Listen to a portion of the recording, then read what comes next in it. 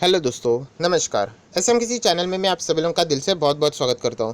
दोस्तों, वीडियो को directly start करने से पहले ज़रूर कहना चाहूँगा, ऑलरेडी एक वीडियो यहाँ पे मैं बना चुका हूं, आप लोग ज़रूर इसको स्टडी कर सकते हो। लिंक नीचे डिस्क्रिप्शन बॉक्स में मिल जाएगी। फर्स्ट टाइम विजिट किया, चैनल को सब्सक्राइब कर लेना and free stock market classes को भी फॉलो कर सकते हो। लिंक ऊपर आई बटन पर नीचे डिस्क्रिप्शन बॉक्स में मिल जाएगी।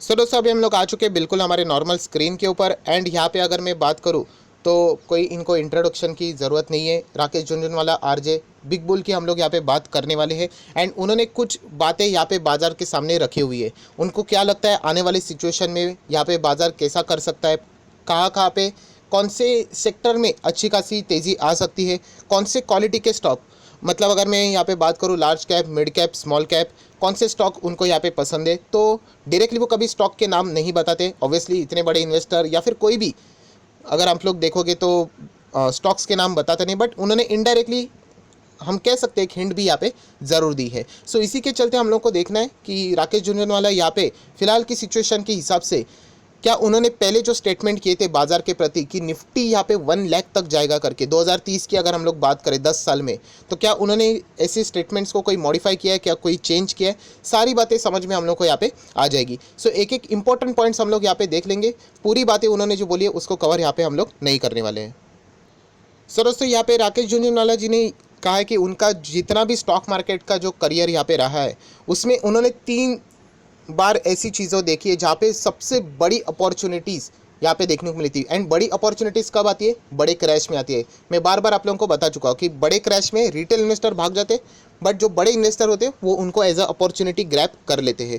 सो 3 बड़ी अपॉर्चुनिटीज़ में उन्होंने ये भी कहा है कि मार्च 2020 की भी अगर हम लोग बात करें तो ये भी was one of the biggest opportunity I have ever seen in my life. ये आरजे ने यहाँ पे बोला हुआ है।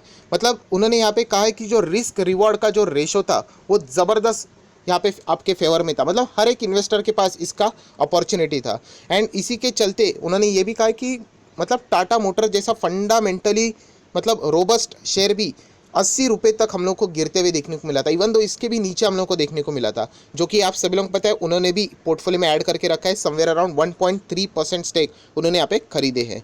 उसी के साथ साथ अगर हम लोग बात करें, उन्होंने 3 यहाँ पे सिचुएशंस की बात की थी। एक तो मार्च 2020 एंड उसके पहले उन्होंने बताया कि स्टॉक मार्केट का मतलब में जब जो बजट रहता है यूनियन बजट 1989 का, वो एक ज़बरदस्त इन्वेस्टर के लिए अपॉर्चुनिटी थी। बाजार में अच्छी खासा हम लोगों को मौका देखने को मिला था एंड 2001 में जो स्टॉक मार्केट का बॉटम बना था एंड अभी जो उन्होंने बताया 2020 मार्च में जो सेल ऑफ देखने को मिला था, ये 3 हम लोगों को सबसे बड़ी बिगेस्ट अपॉर्चुनिटीज़ यहाँ पे देखने को मिली है। उन्होंने अपने हिसाब से ये बातें यहाँ पे बताई हुई है। सो दोस्तों, हम लोग ज़रूर कह सकते हैं कि जहाँ पे निफ्टी हम लोग को 7,500 पॉइंट के करीब देखने को मिला था, 7,600 if I am not wrong, इतना लोएस्ट लेवल तक हम लोग को देखने को मिला था मार्च की अगर हम लोग यहाँ पे बात करें। एंड वहाँ से अभी हम लोग कैलकुलेट करें तो अप्रॉक्सीमेटली 75% के रिटर्न्स यहाँ पे निफ्टी दे चुका है। एंड आरजे ने इसी बात को पकड़ कर यहाँ पे बताया कि अगर हम लोग बात करें तो इंडिया, ये देखिए मेरी खुद की बात नहीं है, उन्होंने खुद बोला है, उनका प्रेडिक्शन है जो बता रहे वो कि India is now witnessing a multi year bull run which according to him, कि आने वाले फ्यूचर में इतनी ज़बरदस्त यहाँ पे तेज़ी आने वाली है। ये इनके हिसाब से उन्होंने ये बात यहाँ पे बोली है एंड ये कोई फर्स्ट टाइम नहीं है। जैसे कि हम लोगों ने लास्ट टाइम भी देखा था, उन्होंने जो टारगेट दिया था 1 लाख तक का टारगेट दिया था। पहले तो सभी लोगों को लगा था कि सेंसेक्स की बात हो रही है, बाद में पता चला कि वो निफ्टी की बात कर रहे थे 2030 की। मतलब 10 साल में जो अभी निफ्टी 14-15,000 के आसपास चल रहा है, 1 लाख तक का टारगेट दिया है। एंड आज भी अगर हम लोग बात करें, वो फिलहाल मार्केट की ये सारी कंडीशन को देख के, कोविड को देख के, वो यहाँ पे फिलहाल बुलिश ही हम लोग को नज़र यहाँ पे आ रहे हैं। एंड वो वापस करें कि इंडिया आगे जाकर भी ये विटनेस करने वाली है, जो बुल रन है वो और भी तेज़ यहाँ पे होने वाला है। सो दोस्तों, इतने स्ट्रॉन्ग स्टेटमेंट देने के बाद हम लोग यहाँ पे कह सकते हैं कि फ़िलहाल की सिचुएशन भी हम लोगों से यहाँ पे छुपी हुई नहीं, बट स्टिल उन्होंने यहाँ पे बताया कि इंडिया की अगर हम लोग बात करें सो आने वाले जो नेक्स्ट 4 to 5 ईयर्स यहाँ पे रहने वाले, डबल डिजिट ग्रोथ यहाँ पे दिखाने वाला है। एंड उन्होंने ये भी कह दिया है डिस्पाइट अ कोविड, यस ये सारी बातें वो कोविड की सिचुएशन को पकड़ के ही बोल रहे हैं, despite covid we will see double digit real growth even this year also. So ये सारी बातें खुद राकेश झुनझुनवाला जी ने यहाँ पे ऐड किए, जो कि आप लोग यहाँ पे देख सकते हैं। उसी के साथ साथ उन्होंने ये भी बताया कि वो इतना बुलिश क्यों है, ऑब्वियसली उसके पीछे रीज़न भी होना चाहिए। तो उन्होंने बताया RJ believes that the government reforms जो उन्होंने यहाँ पे लेके आए, सबसे अगर हम लोग खास बात करें तो पीएलआई स्कीम्स, जो अलग अलग हम लोगों को 12 सेक्टर में हम लोग को पीएलआई स्कीम्स देखने को मिली थी, वो सबसे बड़ा की रिफॉर्म्स यहाँ पे मतलब गेम चेंजर यहाँ पे साबित हो सकता है। क्योंकि जितने भी कंपनीज़ है, अगर हम लोग यहाँ पे देखते हैं, जो मैन्युफैक्चरर्स है, जो भी इस स्कीम का फ़ायदा यहाँ पे उठाने वाला है, ऐसी कंपनीज को आगे फ्यूचर में बहुत ज़्यादा फ़ायदा यहाँ पे पहुँचेगा। सो डेफिनेटली पीएलआई स्कीम के कारण हम कह सकते हैं कि यहाँ पे जो सरकार ने फैसला लिया है वो आरजे को बहुत ज़्यादा पसंद आया, एंड इसी के चलते वो इस ईयर भी डबल डिजिट ग्रोथ का एक्सपेक्टेशन यहाँ पे रख रहे हैं। सो दोस्तों इतनी सारी चीज़ें तो यहाँ पे हो गई, बट एक इम्पॉर्टेंट पॉइंट भी यहाँ पे पूछा गया, तो मतलब पूछा गया मतलब मैं सिर्फ आपको यहाँ पे फ्रेम करके बता रहा हूँ, मतलब आपको इजीली समझ में आ जाए कि तो ये कोविड की सिचुएशन क्या यहाँ पे बाजार का मूड ख़राब नहीं कर सकती। तो बहुत ही ज़बरदस्त सवाल का जवाब उन्होंने यहाँ पे दिया हुआ है, जो कि आप लोग देख सकते हो कि जो सेल ऑफ था बड़ा, अनदर सेल ऑफ, अनदर मतलब जो 2020 में जो बड़ा सेल ऑफ हम लोगों को देखने को मिला था, वो उन्होंने कहा कि ये पॉसिबल नहीं है। अगर हम लोग बात करें तो अगर आप बहुत बड़ा सेल ऑफ चाहते हो, 2020 में कैसा हुआ था उस सेल ऑफ की अगर आप चाहते हो, बात करना चाहते हो, तो एक ही चीज़ में पॉसिबिलिटी है कि अगर कोरोना वायरस के डेली केसेस अगर 6 लाख के रेंज में आना शुरू हो गए, 6 लाख या उसके परे जाना शुरू हो गए, तो आप लोग यहाँ पे एक्सपेक्ट कर सकते हो बहुत बड़े सेल ऑफ की, राइट। तो ये चीज़ें उन्होंने यहाँ पे बोली है। फिलहाल की सिचुएशन 3 लाख के अंडर ही है, बट वो एक्सपेक्ट करें कि यहाँ से भी मतलब डबल, मोर देन डबल अगर हो जाता है, तो शायद से जो बड़ा सेल ऑफ मार्च में जैसे देखने को मिला था, तब आप जाके शायद से यहाँ पे वो सेल ऑफ एक्सपेक्टेशन यहाँ पे रख सकते हैं। ये उन्होंने खुद बात यहाँ पे बोली है। अनलेस हम कह सकते हैं जो बड़ा सेल ऑफ है इतना पॉसिबल नहीं रहेगा, हाँ छोटे मोटी गिरावट यहाँ पे हो सकती है।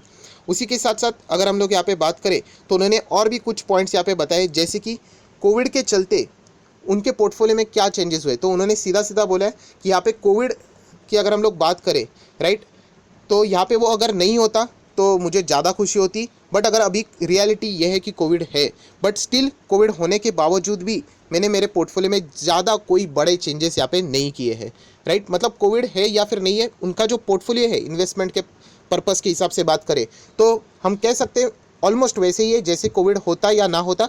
ये बातें उन्होंने मार्केट के सामने रखी हुई है।